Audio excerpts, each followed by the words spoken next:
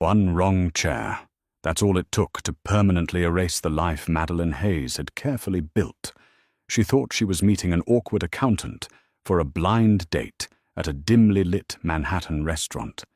Instead, she sat across from Jordan Costello, the ruthless head of the city's most feared crime syndicate. By the time she realized her catastrophic mistake, a loaded gun was under the table. The doors were locked, and walking away was no longer an option. The relentless November rain lashed against the windows of the yellow cab as Madeline Hayes checked her reflection in her phone screen. At 28, Madeline was a pragmatist. She worked 60-hour weeks at a boutique architectural firm in Manhattan, paid her exorbitant rent on time, and avoided unnecessary risks. But tonight she was breaking her own rules. Her best friend Harper had practically begged her to go on this blind date. "His name is Greg," Harper had insisted over the phone earlier that day.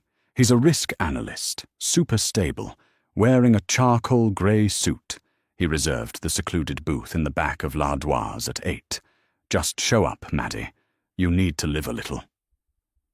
Madeline shoved a crumpled $20 bill at the driver and bolted through the downpour, pushing through the heavy brass-handled oak doors of L'Ardoise. The restaurant was a sanctuary of wealth and shadows.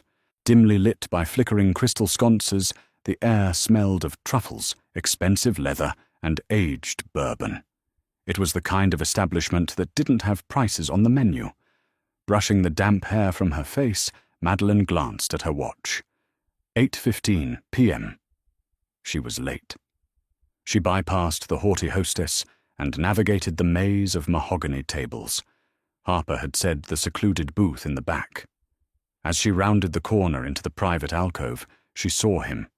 He was wearing a charcoal grey suit, but the man sitting in the leather booth looked nothing like a super-stable risk analyst. He was breathtakingly intimidating. His dark hair was styled with effortless precision, and his sharp, angular jawline was shadowed by a faint layer of stubble. He possessed the kind of brutal, unrefined magnetism that commanded the oxygen in the room. His eyes, a startling, icy blue, flicked upward from the crystal tumbler of amber liquid he was turning in his large, scarred hands. They locked onto her, analyzing her with the cold calculation of a predator, assessing a sudden intrusion. Madeline took a deep breath, forcing a socially acceptable smile, and slid into the booth across from him.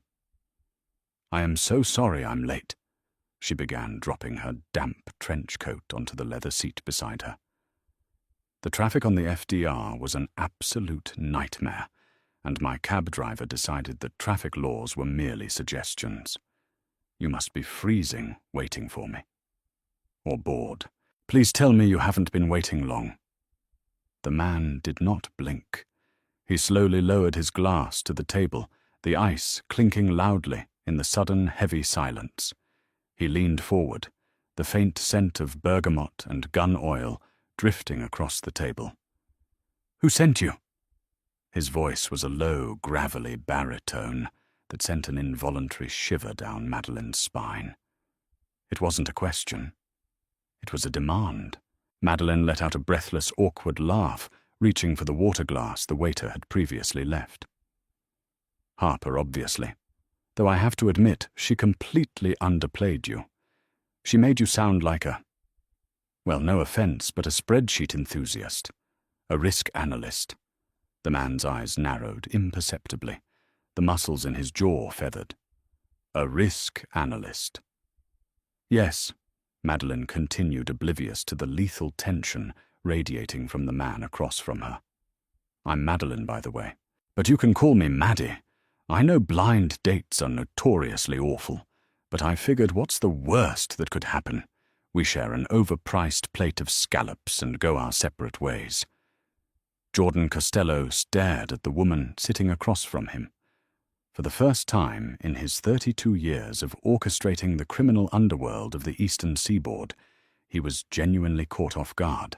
He was at L'Ardoise waiting for a courier from the Russian syndicate, a man who was supposed to hand over a flash drive containing offshore accounts. Instead, A beautiful rain-soaked civilian with nervous, rambling energy had crashed into his private booth, claiming she was here for a blind date. He should have had his men who were stationed at the bar drag her out immediately. But as he looked at her, a strange, calculating thought crossed his mind. The Russians were notoriously paranoid. If they saw him sitting alone in a secluded booth, they might suspect an ambush. A woman, a beautiful, clueless woman, was the perfect cover. "Madeline," Jordan finally said, testing the syllables of her name on his tongue. It sounded like a promise. "No, I haven't been waiting long, and you're right. Blind dates can be full of surprises." "Exactly." Madeline smiled, feeling her anxiety marginally subside. Maybe Harper was right. Maybe she just needed to relax. "So, Greg, tell me about risk analysis. Is it as tedious as it sounds, or is there some secret, thrilling underworld to it?" Jordan's lips curved into a slow, chilling smirk. "You have no idea, Madeline. It's entirely about navigating the underworld, assessing threats, eliminating liabilities." "Wow," she chuckled, taking a sip of her water. "You take your job very seriously." "My life depends on it," he replied. Madeline thought he was simply leaning into a dry, sarcastic sense of humor. She was entirely unaware that the man sitting across from her had ordered the execution of 3 rival gang members before finishing his morning espresso. For the next 20 minutes, Madeline carried the conversation. She talked about her demanding boss, her love for mid-century modern architecture, and her disastrous track record with dating apps. Jordan simply listened, his icy blue eyes tracking her every micro-expression. He contributed very little, offering only single-syllable responses and cryptic dark remarks that Madeleine mistakenly interpreted as brooding charm. It was when the waiter finally approached their table that the illusion began to fracture. The waiter, an older man with silver hair, approached the booth with a silver tray. However, as he looked at Jordan, the color completely drained from his face. His hands gripping the tray began to tremble so violently that the silverware rattled against the metal. "Mr. Costello!" The waiter stammered, his eyes darting frantically to the floor, actively avoiding Jordan's gaze. I apologize. We didn't know you were gracing us tonight. The chef wants to send out the Wagyu tomahawk on the house, naturally." Madeline frowned, looking from the terrified waiter to the man across from her. "Mr. Costello," she echoed, her brow furrowing in confusion. "I thought your last name was Higgins. Greg Higgins." Jordan didn't look at her. His eyes remained fixed on the waiter with a dead, hollow stare. "That will be all, Francis. We don't want to be disturbed again. Understand?" "Yes, Capo." "Absolutely," the waiter whispered, bowing quickly before practically sprinting away from the table. Madeline's smile faltered. The air in the booth suddenly felt suffocatingly thin. "Capo," she whispered, her heart beginning to beat a frantic rhythm against her ribs. She looked at him, really looked at him this time. She noticed the subtle bulge beneath the left side of his impeccably tailored suit jacket. She noticed the way he was positioned, facing the door, tracking every single shadow that moved across the restaurant floor. "Who are you?" Madeline asked, her voice dropping to a trembling whisper. Her hands moved to her lap, her fingers curling into the fabric of her dress. Before Jordan could answer, the atmosphere in L'Ardoise underwent a violent shift. The heavy mahogany doors at the front of the restaurant swung open. 2 men stepped inside. They weren't wearing the standard Manhattan business attire. They wore long, heavy leather coats, dripping with rain, and their faces were obscured by the shadows of wide-brimmed hats.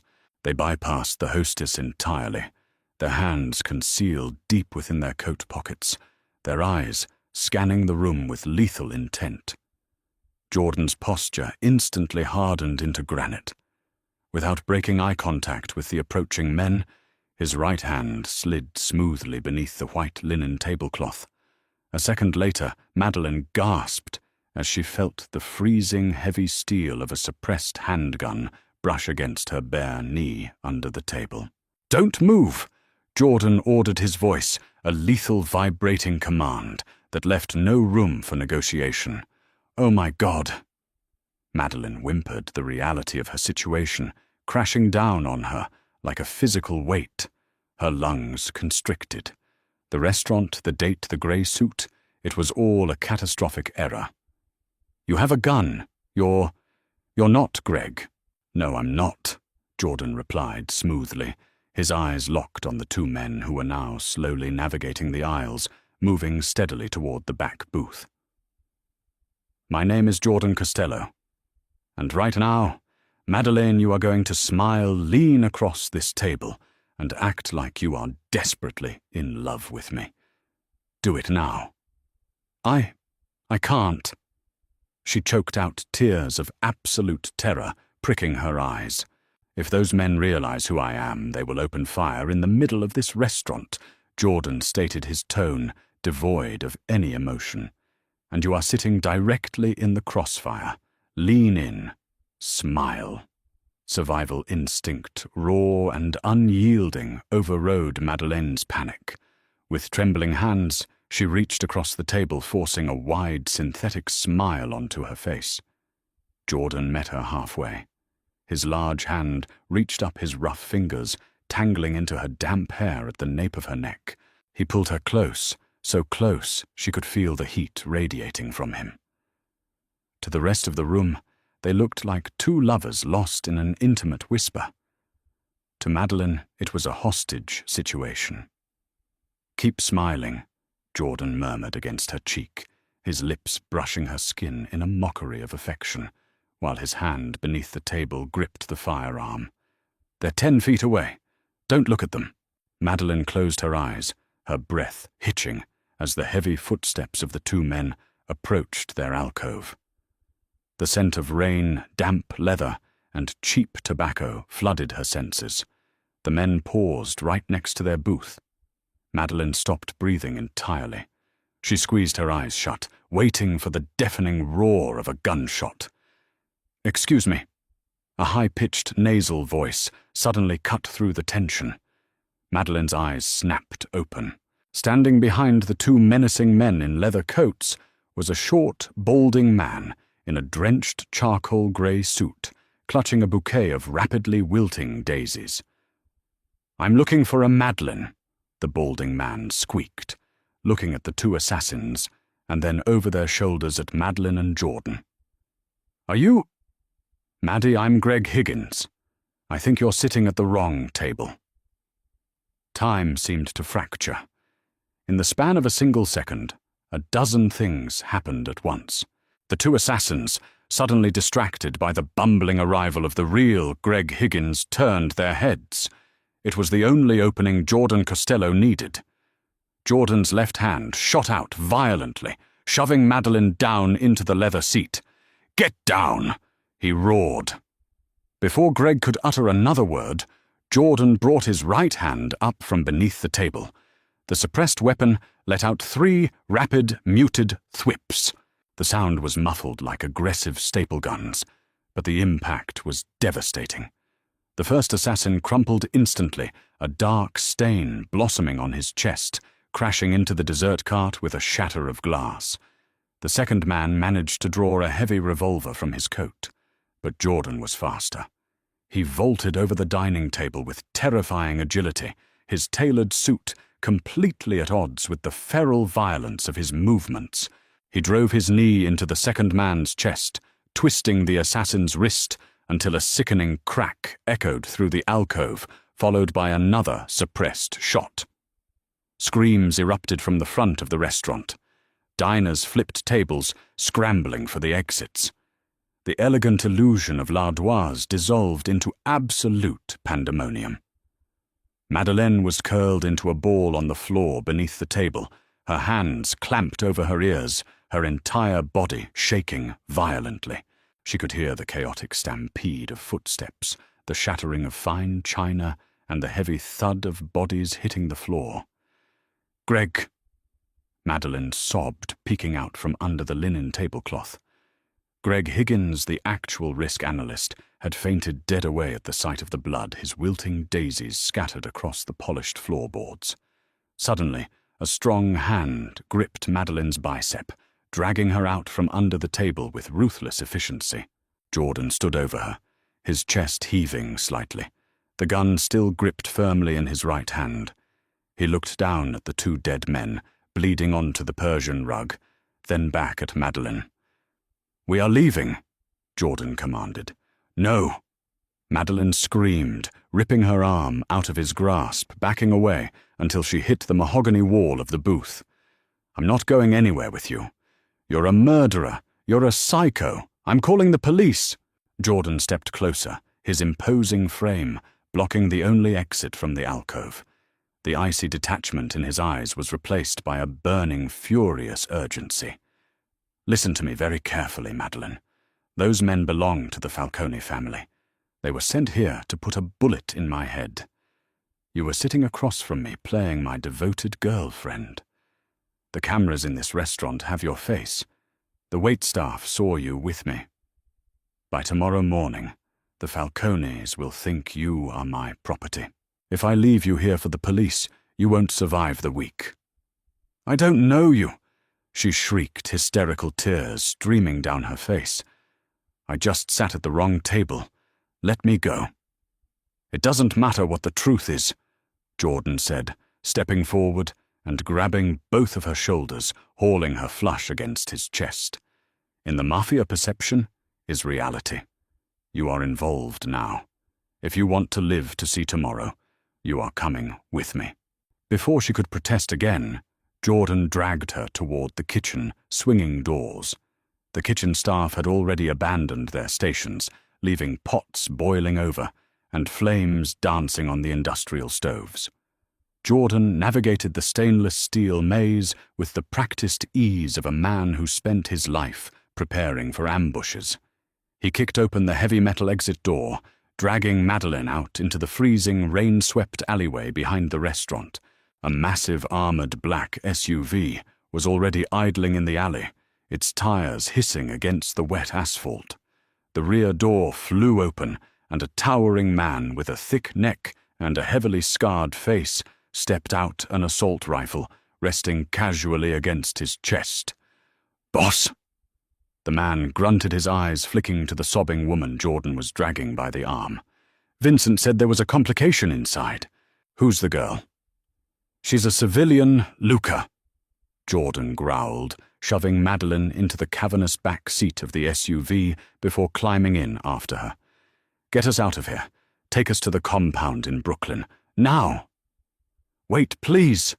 Madeline cried out, throwing her hands against the tinted window as the heavy door slammed shut, sealing her inside the soundproof vehicle. The locks engaged with a heavy final clunk. Jordan settled into the leather seat beside her, holstering his weapon beneath his jacket. He looked at her. Her mascara was running, her elegant dress was wrinkled, and she looked like a cornered rabbit. A strange, unfamiliar twinge of guilt flared in his chest, but he quickly smothered it beneath decades of hardened ruthlessness. "Cry all you want, Madeline," Jordan said quietly, the dark city rushing past the tinted windows as the SUV roared into the night. "But understand this, your old life ended the moment you sat down at my table. You belong to the Costello family now." The armored SUV snaked through the rain-slicked streets of Brooklyn, leaving the glittering, superficial skyline of Manhattan far behind. Inside the cavernous vehicle, the silence was absolute, heavy and suffocating. Madeline Hayes pressed her back against the cool leather of the seat, her knees pulled tight against her chest, as if attempting to minimize her physical existence. Her breathing was shallow, rapid and uneven. Every time the vehicle hit a pothole or took a sharp turn, She flinched her mind, replaying the deafening, suppressed thwips of Jordan Costello's weapon, and the sickening thud of the assassins hitting the floor of the restaurant. Jordan sat beside her, perfectly still, a phantom in the dim, ambient light of the street lamps, filtering through the heavily tinted windows. He was already detached, his mind, operating 10 steps ahead, calculating the fallout of the botched assassination attempt. The Falcone family had crossed a line tonight. Attempting a hit in a public restaurant in civilian territory was a desperate, unhinged move. Victor Falcone was growing impatient, and impatience in their world always led to bloodshed. The vehicle abruptly slowed, turning off the main avenue and onto a secluded, tree-lined road that seemed entirely out of place in the urban sprawl. Massive wrought-iron gates materialized from the heavy downpour, flanked by high stone walls, topped with security cameras and discreet coils of razor wire hidden beneath sprawling ivy. As the SUV approached, the gates swung inward with a heavy, mechanized groan. "Welcome to your new reality, Madeline," Jordan murmured, breaking the suffocating silence. His voice was entirely devoid of sympathy. It was a cold, clinical statement of fact. "You can't do this," Madeline whispered, her voice cracking completely raw from the adrenaline and the terror. "You cannot kidnap an innocent person. I have a job. I have a life. When I don't show up for work on Monday, my boss will call the police. My friend Harper will call the police. You are going to bring an entire federal investigation down on your head." Jordan turned to look at her.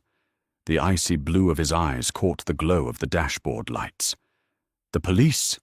he repeated, a dark, humorless chuckle vibrating in his chest. "The police commissioner plays golf with my uncle every Sunday in the Hamptons. The lead detective of the organized crime task force has a gambling debt that I hold the markers for. The police work for the city, Madeline, and the city belongs to me. Do not flatter yourself by thinking a missing persons report will breach these walls." The brutal finality of his words struck her like a physical blow.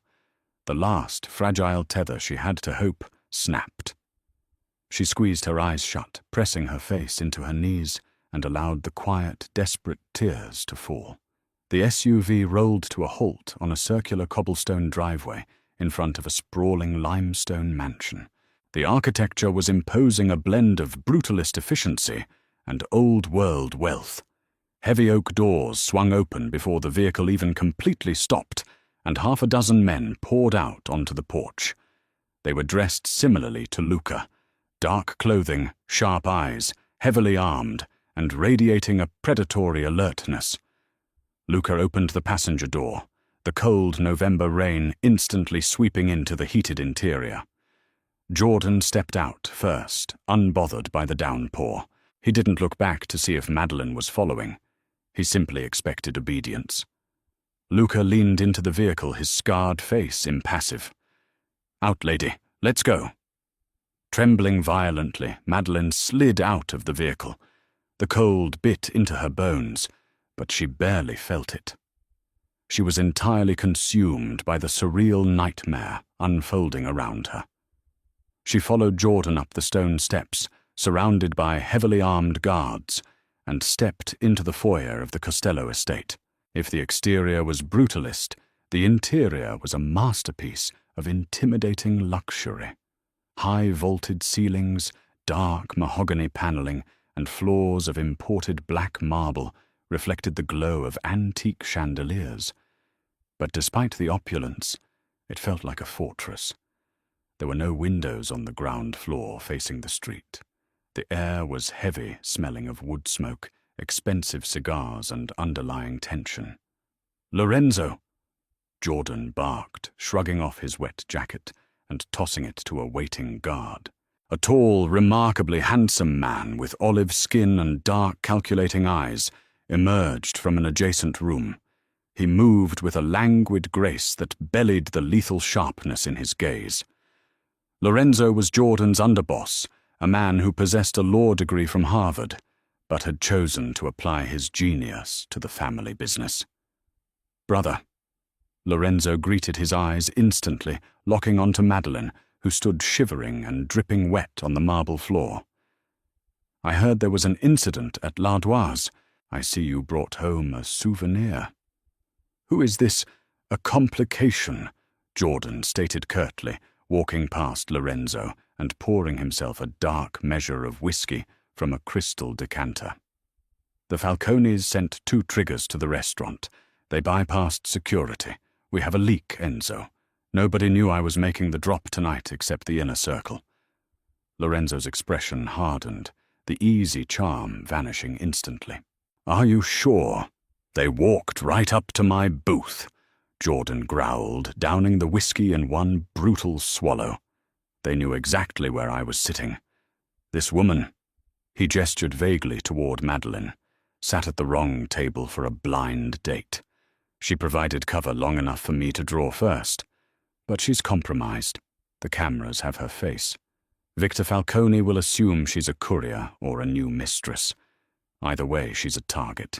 Lorenzo stepped closer to Madeleine, studying her the way a scientist might study a new, unexpected specimen under a microscope.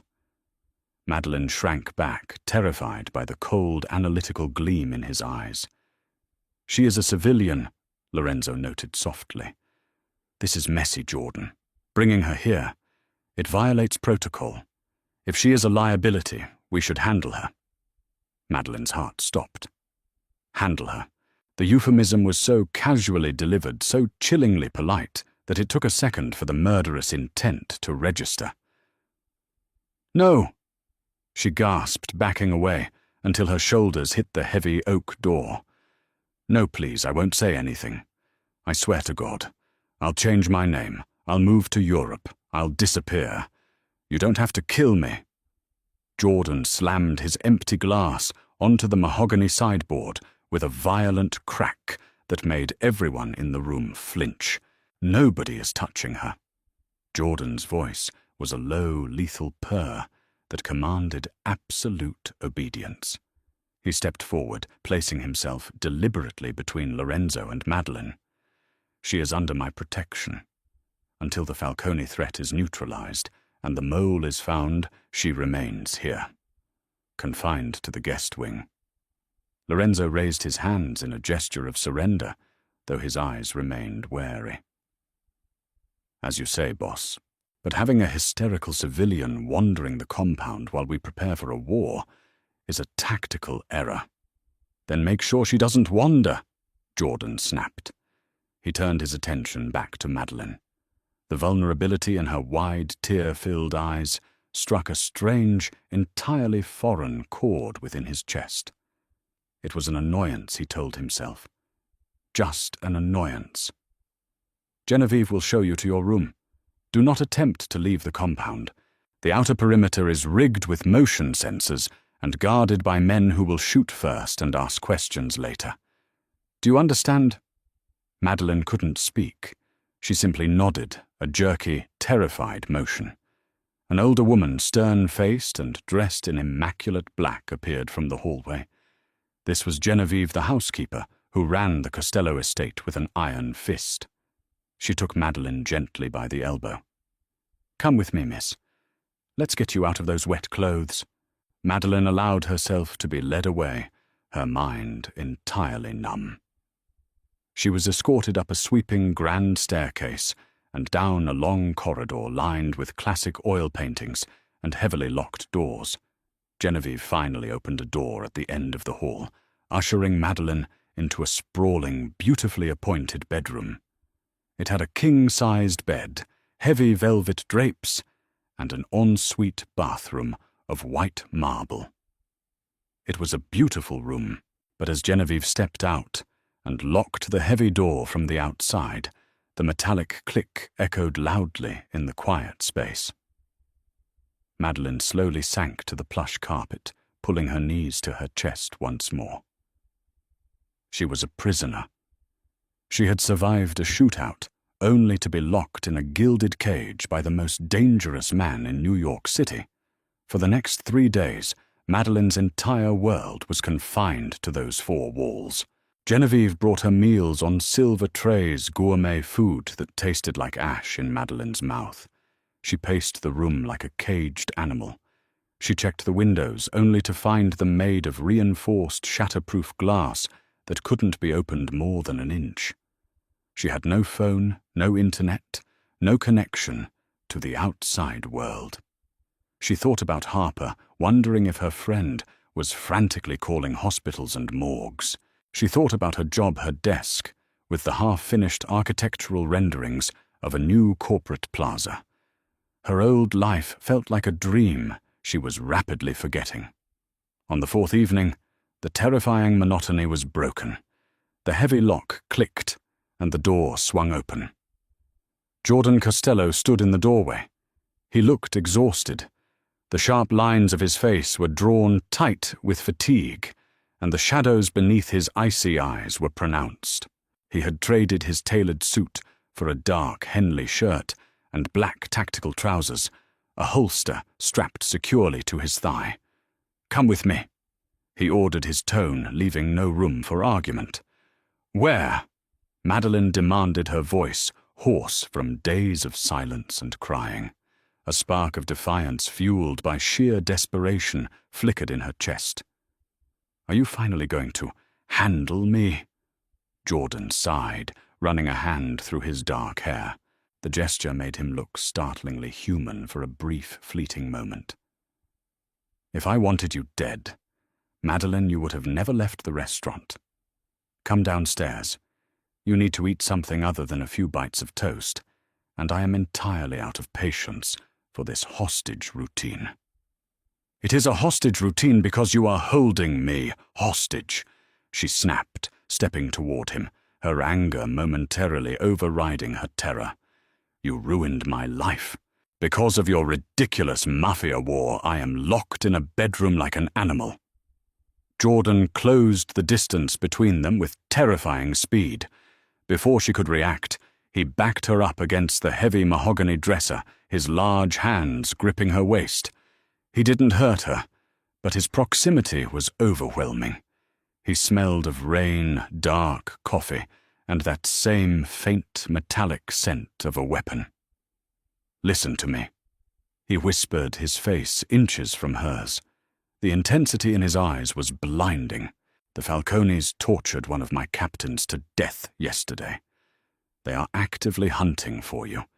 They have put a bounty of $500,000 on your head because they believe you are my weakness. I am keeping you locked in this room because it is the only place on this earth where I can guarantee nobody will put a bullet in your brain. Do you comprehend the reality of your situation yet?" Madeline stopped breathing, the defiance drained out of her, replaced by a cold, hollow dread. $500,000 for a woman who simply sat in the wrong chair. "Why do you care?" she whispered, staring up into his icy blue eyes. "I'm a liability. Lorenzo said it himself. Why don't you just give me to them or let me go?" Jordan stared at her for a long, heavy moment. His thumbs brushed unconsciously against the soft fabric of her borrowed sweater at her waist. He didn't have an answer. In his world, liabilities were eliminated. But every time he thought about someone hurting the terrified, brave woman standing in front of him, a violent, protective rage flared in his chest that he could not logically explain. "Because you were an innocent bystander," Jordan lied smoothly, his voice dropping an octave. "And I do not let the Falcones dictate who lives and dies in my city.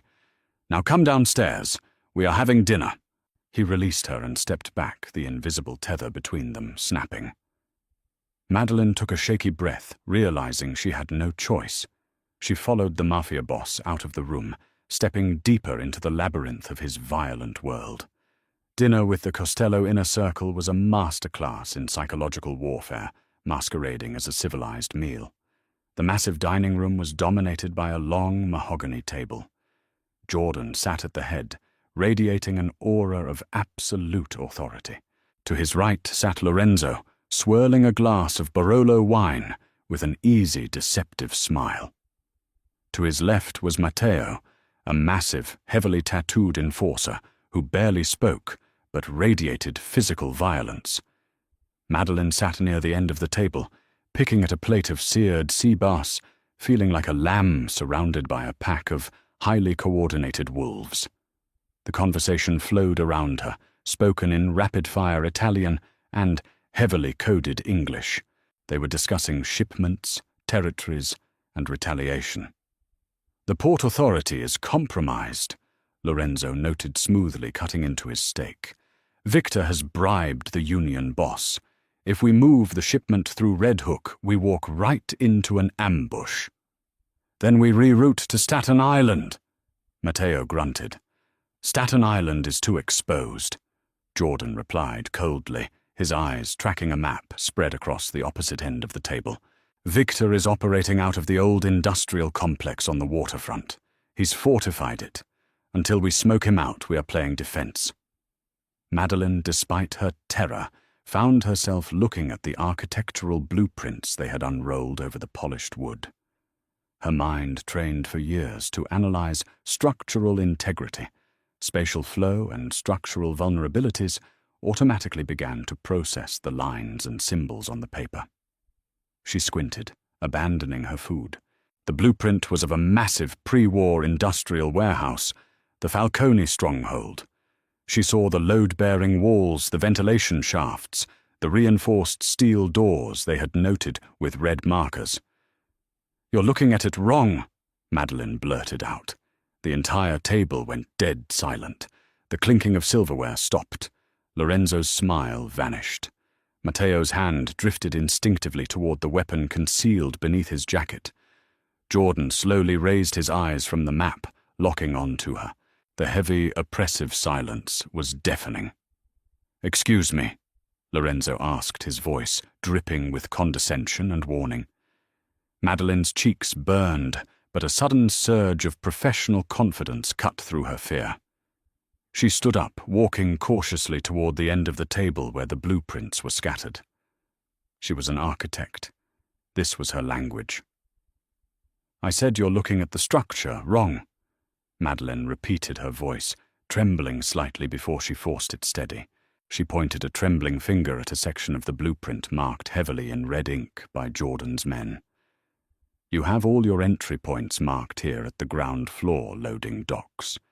You're assuming it's an impenetrable fortress because the walls are 3-foot thick reinforced concrete. It is an impenetrable fortress, sweetheart," Matteo scoffed, crossing his massive arms. "We lost 3 men trying to scout that perimeter last night." "It's not a fortress," Madeline shot back, looking directly at Jordan. "It's a death trap. This building was constructed in 1928 as a textile mill. I studied these exact blueprints in grad school for industrial urban retrofitting. See this?" She tapped a faint dotted line running vertically through the center of the structure. "This isn't a secondary support beam. It's an outdated gravity-fed ventilation shaft that connects directly to the sub-basement. It bypasses the ground floor entirely." Jordan stood up slowly, leaning over the table to look at where she was pointing. He was so close, she could feel the heat radiating from his chest. "A ventilation shaft," he murmured. "Is it large enough to fit a man?" "It's an industrial intake," Madeline explained, her architectural brain taking over completely. "It's easily 3 feet wide. If you access the roof from the adjacent building, you can drop straight down into the sub-basement. The blueprints show the central power matrix is located right there. You don't have to breach the reinforced doors. You drop into the basement, cut the power, and their electronic security grids, their cameras, and their magnetic locks are instantly disabled." Lorenzo stared at the blueprint, his brilliant legal mind instantly calculating the tactical advantage. He looked at Madeline, genuine shock registering on his handsome face. "She's right," Lorenzo whispered. "By God, she's actually right. We've been looking at a frontal assault. She just handed us a back door." Jordan turned his head, looking down at Madeline. The icy detachment in his eyes was completely gone, replaced by a burning, intense admiration that made Madeline's breath hitch in her throat. He wasn't looking at a liability anymore. He was looking at a partner. "You studied this in grad school," Jordan stated softly. "I'm an architect," she whispered, suddenly, intensely aware of how close they were standing. "I know how buildings breathe. I know how they break." Jordan's lips curved into a slow, dangerous smile. It was the first genuine smile she had seen on his face, and it was entirely devastating. "Well, Madeleine Hayes, it seems sitting at the wrong table might have just won me a war." The dynamic in the compound shifted drastically after that night. Madeleine was no longer confined to her room. While she was still forbidden from leaving the estate, she was given free rein of the interior. Jordan ordered a drafting table brought into his private study. She spent hours poring over city records, architectural plans, and municipal blueprints, helping Jordan's men identify structural weaknesses in Falcone properties. It was an insane, surreal existence. By day, she was the structural mastermind for a Mafia syndicate. By night, she found herself spending hours sitting with Jordan in front of the massive fireplace in his study. The terror had gradually morphed into something infinitely more dangerous, an undeniable electric connection. She learned that Jordan had never wanted the life. He was thrust into the role of capo when his father was assassinated, forced to become a monster to protect his family from being slaughtered by rivals. She saw the immense, crushing weight of leadership that he carried, the exhaustion he hid from his men. And Jordan found himself completely captivated by the brilliant, pragmatic woman who refused to back down from him. She didn't cower. She argued with him over tactical approaches. She challenged his cynical worldview. She was entirely alien to his world of blood and betrayal, yet she fit into his life with a perfect, terrifying precision. But the looming threat of the mole remained. The Falcones were still anticipating their movements, ambushing their supply lines with eerie accuracy. Only someone in the inner circle could be feeding Victor Falcone the information. One evening, a week after the dinner revelation, Madeleine was alone in Jordan's study. The men were out executing a raid based on her architectural intelligence. She was at the drafting table organizing a stack of property deeds when a loose piece of paper slipped from the bottom of Lorenzo's leather portfolio, which he had left on the desk. Madeleine bent down to pick it up. It was a bank transfer slip, a wire transfer for an exorbitant amount of money to an offshore account in the Cayman Islands. She frowned, reading the details. The account holder's name was heavily encrypted, but the routing number was accompanied by a strange, handwritten note in the margin. It was a sequence of numbers. Coordinates. Madeleine's blood ran completely cold. She recognized those coordinates. They were the exact GPS coordinates of the Brooklyn compound. The door to the study slowly clicked shut. Madeleine spun around her heart, hammering wildly against her ribs. Lorenzo stood in the doorway. The easy, charming smile was gone. His eyes were dead, devoid of any humanity. He slowly reached beneath his tailored suit jacket and drew a suppressed handgun, pointing it directly at her chest.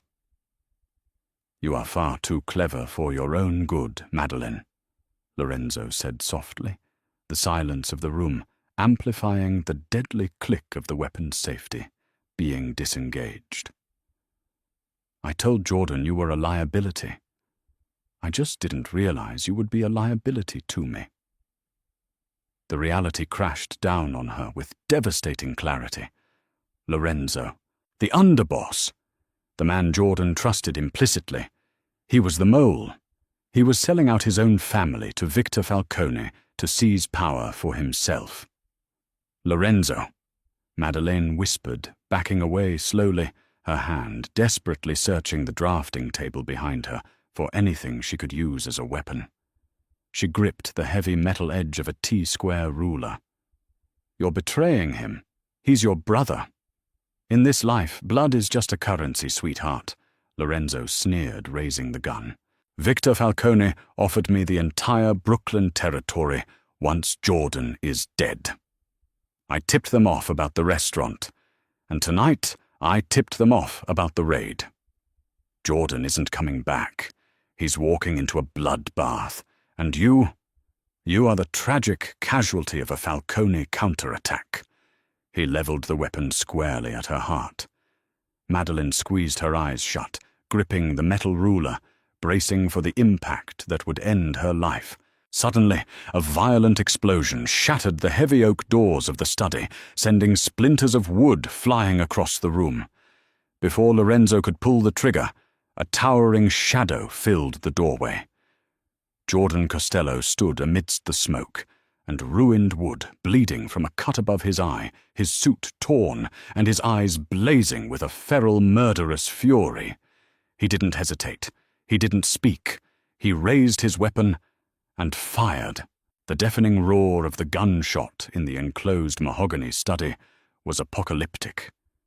The sound wave physically struck Madeline Hayes in the chest, stealing the breath from her lungs, as the heavy, suppressed thwip of Lorenzo's weapon was entirely eclipsed by the unsuppressed, thunderous explosion of Jordan Costello's heavy-caliber firearm.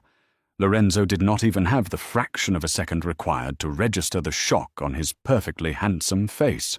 The bullet caught him high in the right shoulder, the sheer kinetic force of the impact spinning his tall frame violently backward. His suppressed handgun clattered uselessly across the polished hardwood floor, sliding until it hit the baseboard of the towering bookshelves. Lorenzo collapsed against the leather sofa, clutching his shattered collarbone, a harsh, ragged gasp tearing from his throat as dark crimson immediately saturated his pristine, tailored Italian suit. Madeline dropped the metal T-square ruler, her knees completely giving out. She slid down the side of the drafting table, her hands covering her face, as a delayed hysterical sob ripped through her chest. Jordan did not lower his weapon. He stepped through the ruined, splintered remains of the heavy oak doors, his imposing frame casting a long, terrifying shadow across the Persian rug. He looked like a demon summoned straight from the lowest circles of hell. His normally immaculate dark hair was matted with dust and rain, a jagged laceration above his left eyebrow, weeping blood down the side of his face. His expensive jacket was torn, coated in the gritty ash of an explosion, but his icy blue eyes burned with a lethal, unadulterated fury that anchored the entire room to his presence. Behind him, the massive, heavily tattooed frame of Matteo stepped into the study. Matteo's face was smeared with soot, his assault rifle raised and sweeping the corners of the room before settling squarely on the bleeding underboss, writhing on the sofa. "Matteo." Jordan's voice was a low, vibrating growl that barely sounded human. "Secure the perimeter. Bind his hands. If he twitches in a way you do not like, put a bullet in his kneecap." "With pleasure, capo," Matteo grunted, moving forward with terrifying predatory grace.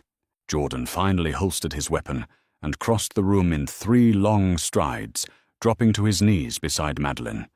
The violent, murderous aura radiating from him vanished the second his hands touched her shoulders. He pulled her trembling hands away from her face, his thumbs gently wiping away the hot, terrified tears streaming down her pale cheeks. "Madeleine," he whispered, his voice cracking with a raw, desperate emotion she had never heard from him before. "Are you hurt? Did he touch you? Tell me right now if he touched you." "I'm fine." She choked out her fingers, instinctively gripping the lapels of his ruined jacket, anchoring herself to his solid warmth. "Jordan, he had the coordinates. He tipped off Victor Falcone. He said you were walking into a bloodbath. I thought you were dead."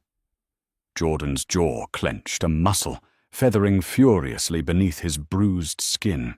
He pulled her flush against his chest, wrapping his arms around her and burying his face in her hair. He held her with a desperate, bruising force as if trying to shield her from the violent reality of the world he had dragged her into. He tried. Jordan murmured against her temple, the scent of cordite rain and blood clinging to him. Lorenzo fed us a false location for the Falcone weapons cache near the Gowanus Canal.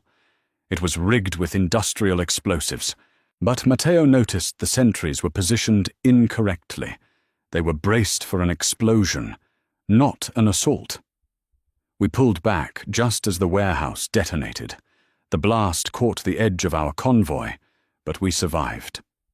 It was the confirmation I needed. Only my inner circle knew the coordinates of that raid. Jordan pulled back slightly, his icy eyes locking onto Lorenzo, who was now bound with heavy zip ties, his face pale with shock and blood loss, as Matteo stood over him. "You broke my heart, Enzo." Jordan said, the quiet sorrow in his voice infinitely more terrifying than his anger. "We grew up together.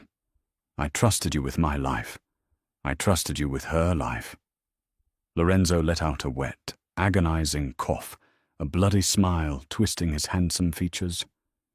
"You are weak, Jordan. You brought a civilian into the compound.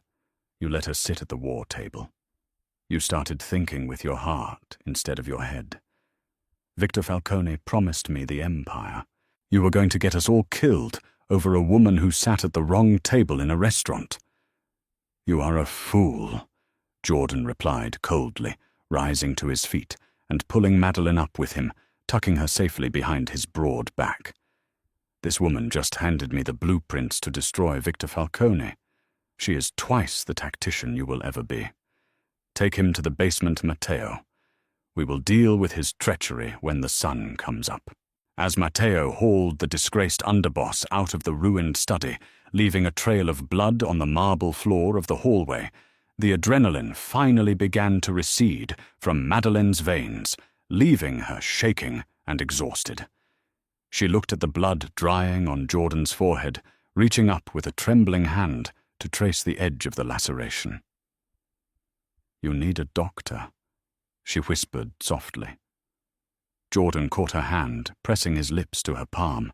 His eyes softened the icy blue, melting into something infinitely warmer, something dangerously close to devotion. "I need you to listen to me, Madeline.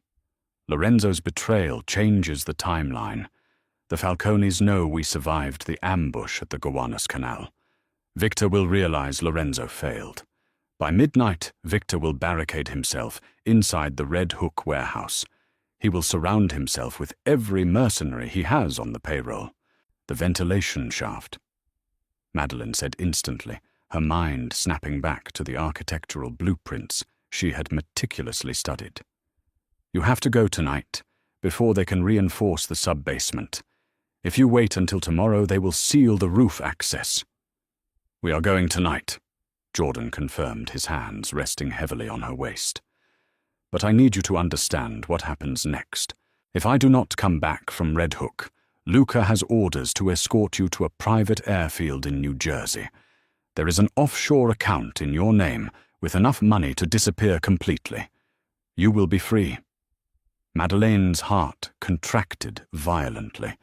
The gilded cage she had been locked inside for the past 2 weeks had fundamentally altered her. The terrified architect who had cowered under the table at L'Ardoise was gone. She looked at the ruthless Mafia boss standing before her, a man capable of unspeakable violence, yet who had systematically dismantled his own empire to keep her safe. "You are coming back," Madeline demanded, her voice losing its tremor, replaced by a fierce, undeniable resolve. "You are going to take the roof access from the adjacent building. You are going to drop into the power matrix. You are going to cut their security grids, and you are going to end this war. Do you understand me, Jordan Costello?" A slow, devastatingly handsome smile spread across Jordan's bruised face. He leaned down, capturing her lips in a bruising, desperate kiss that tasted of iron adrenaline and undeniable possession. It was a promise forged in the fires of a criminal underworld, a vow spoken in the language of survival. "I always follow the architect's plans," he whispered against her lips. The rain had intensified into a torrential downpour by the time the Costello strike team arrived at the desolate industrial waterfront of Red Hook. The massive pre-war textile mill loomed in the darkness like a monolithic concrete tomb entirely devoid of light. Victor Falcone had fortified the ground floor precisely as Jordan had anticipated.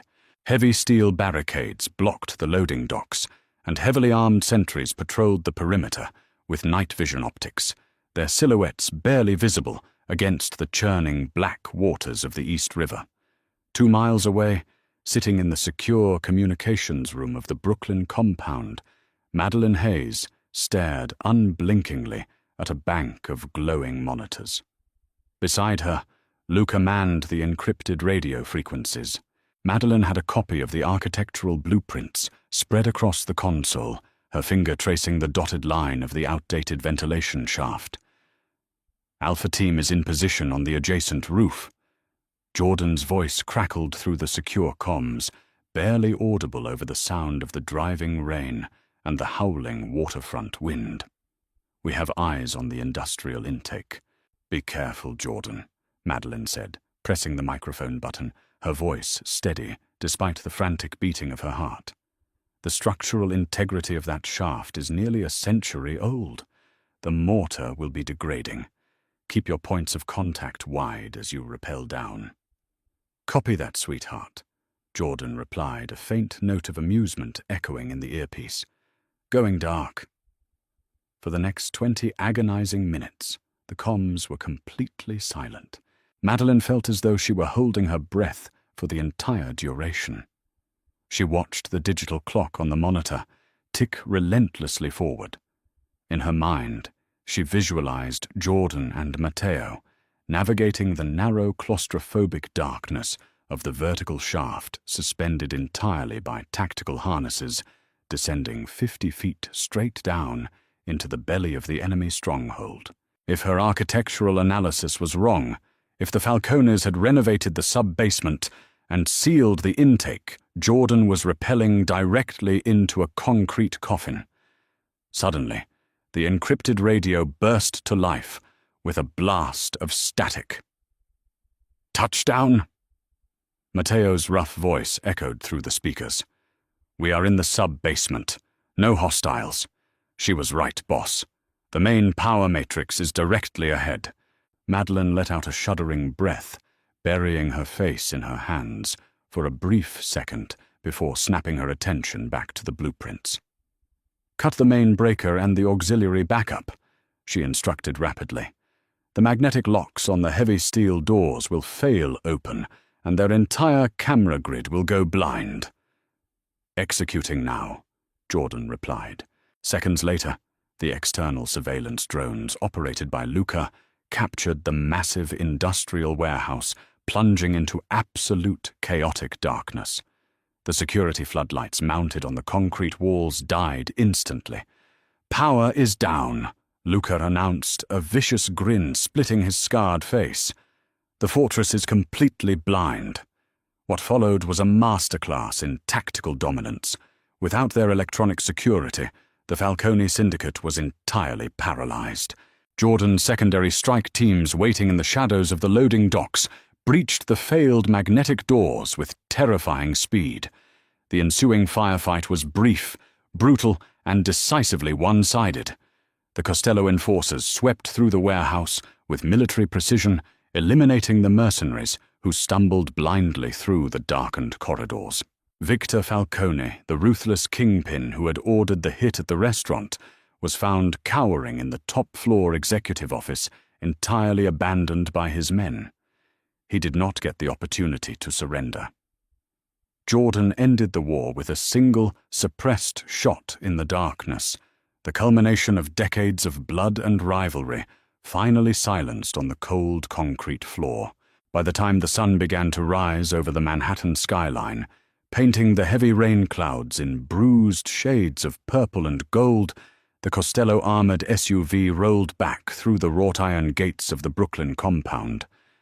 Madeline was waiting on the front steps, wrapped in a heavy woolen shawl against the biting morning chill. She watched as Jordan stepped out of the vehicle. He looked exhausted, covered in the grim reality of his violent profession, but his posture was straight, the crushing weight of the Falcone threat permanently lifted from his shoulders. He walked up the stone steps, stopping 2 feet away from her. The silence between them was heavy pregnant with the realization that the absolute necessity of her confinement had fundamentally ended. Jordan reached into his pocket and pulled out a heavy brass key. He held it out to her, his icy blue eyes completely unreadable. "The war is over," Jordan said quietly, his voice raspy from the smoke and shouting. "Victor Falcone is dead. Lorenzo is being dealt with. There are no more bounties, no more assassins. The mole has been eradicated. The gate is unlocked, Madeline. You have your phone back. The offshore account is fully funded. You can walk out of these gates right now, take a cab back to Manhattan, and pretend you never sat at my table." Madeline looked at the brass key resting in his scarred palm.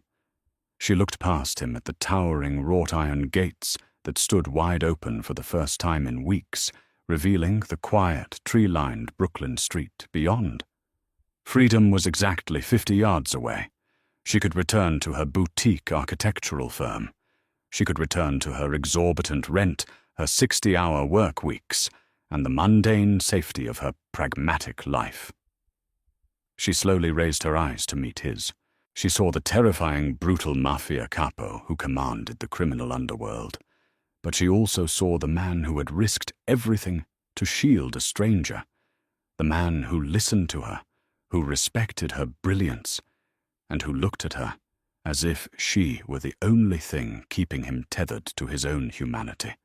Madeleine reached out her delicate fingers, brushing against his rough palm. But instead of taking the key, she closed his fingers over it, pushing his hand gently away. "I don't think I can go back to drawing corporate plazas, Jordan." Madeleine whispered, a bold, dangerous smile curving her lips as she stepped into his space, sliding her arms around his waist. "Besides, this compound has terrible cross-ventilation. It requires a complete architectural overhaul, and I am the only one qualified for the job." Jordan let out a low, ragged breath, the final, invisible barrier between them shattering completely. He dropped the key onto the marble porch, wrapping his arms fiercely around her, burying his face in her neck as he pulled her flush against him. He had won the war, but in the end, it was the woman who sat at the wrong table who had entirely conquered him. Did Madeline make the right choice by staying in the perilous, shadowy underworld of the Costello Syndicate, or should she have walked away when the doors finally opened? Her catastrophic blind date proved that sometimes sitting at the wrong table leads you exactly where you are meant to be. If you were captivated by this thrilling Mafia romance, please remember to hit that like button, share this gripping story with your friends, and subscribe to our channel for more dark, twist-filled, romantic dramas. Always ring the notification bell so you never miss out on another dangerous love story. Thank you.